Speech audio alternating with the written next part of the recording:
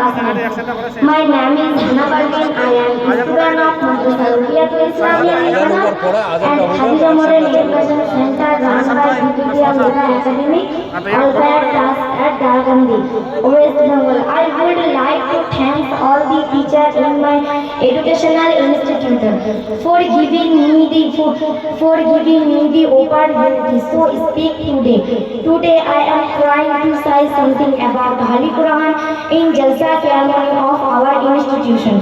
But if I have made some mistake in sign, then I am apologize. The Holy Quran is the last sacred book of Allah Almighty. It was revealed upon our last prophet Hazrat Muhammad Mustafa sallallahu alaihi wasallam through the angel Jibril alayhi salam. Our Holy Quran consists two rules and law to Islam.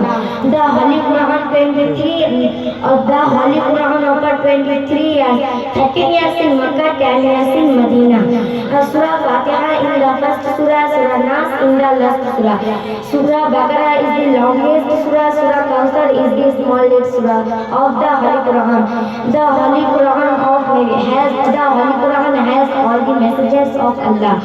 Assalamu alaikum wa rahmatullahi wa barakatuh.